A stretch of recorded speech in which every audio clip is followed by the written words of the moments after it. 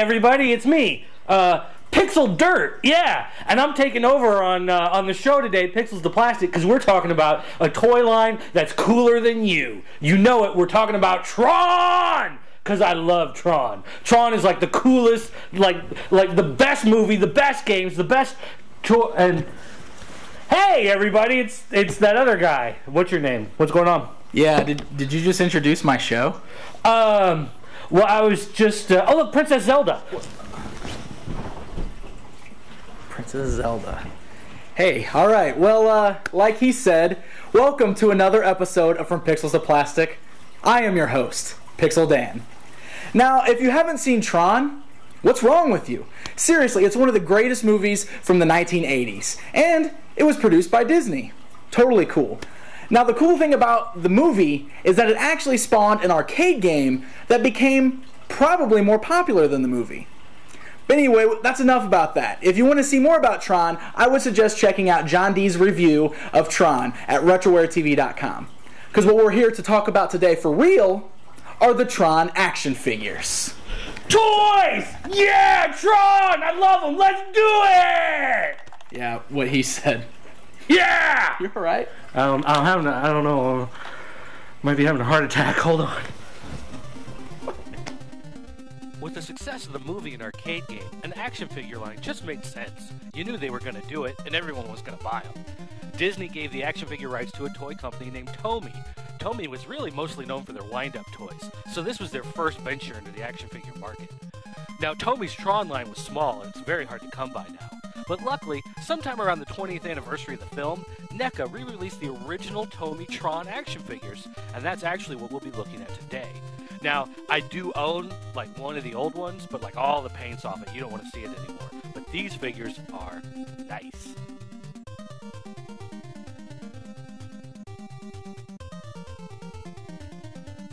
NECA reissued the figures, and they were identical in every way to the original Tomy figures. The only difference is in the packaging. However, NECA did release variants of the packaging that resembled the original Tomy boxes. Just like the figures, these boxes are completely identical to the Tomy version, with the only difference being the company name in the lower corner.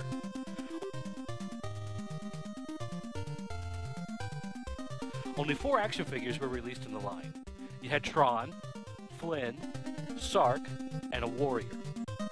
The figures were made from translucent plastic with painted-on details in an attempt to capture the unique look of the characters from the films. Since Flynn and Tron were so similar looking, with the only difference in the sculpts being their torsos, Tron was actually made of a purple plastic, while Flynn was made of blue plastic. The two villains, Sark and the warrior, of course, were made of red plastic. Now, each figure came with glow-in-the-dark accessories. Sark, Flynn, and Tron all came with their data disc. They actually would glow in the dark, too, and they were pretty cool. And if you threw them really hard, you could hurt somebody, which is, I think, another reason why I liked them so much. You could also clip the discs onto their back with a small peg and hole.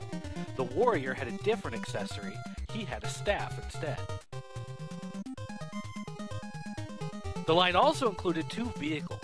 These were the famous light cycles. Probably one of my favorite parts of the entire movies is watching the light cycle races, so it was awesome to have one of these. In the original line, there were 2 cycles available, a red and a yellow. Now, I've got that yellow, and you can see it's pretty beat up, and it's missing a lot of the paint and stuff, but I still love that thing. I'll probably be buried with it. In fact, they might actually put that in the casket and just toss my body out at sea. Now, NECA introduced a 3rd light cycle, a blue one. So now you could have the red, the yellow, and the blue. You could crash them into each other. It was awesome. The figures could sit inside the cycles, and a zip cord allowed the cycle to launch off on its own. These cycles have actually become some of the hardest pieces to obtain from the original line of Tron toys, and even the re-releases are sometimes hard to find.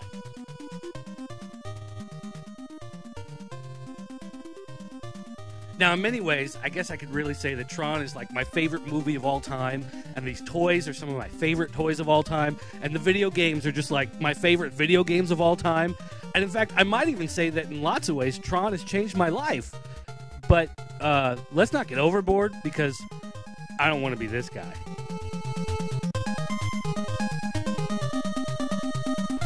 Hey, you know, you actually did a pretty good job with that episode.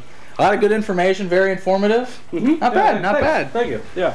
Well, So moving on to no, actually, we're out of time for this episode. Out of time? Yeah. What do you mean out of time? There's so much more to talk about. What about Tron 2.0? There was the 2.0 game. They had the 2.0 toys. I got tons of work still to do. What are you talking about out of time? Come on now. Well, apparently, Dirt is not finished with Tron yet. So, I guess if you need to see more about Tron, then you should probably check out www.thatnewtoysmell.com this Friday. Until next time, I'm Pixel Dan. Take care, guys.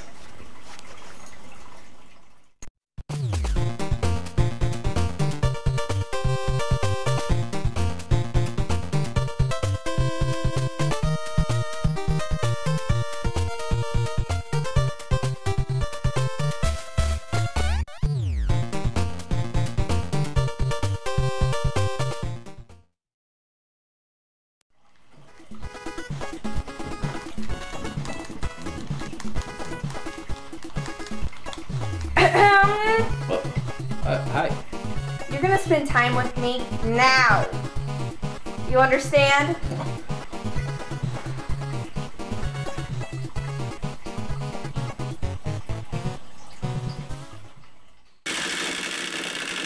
Do it, Doc!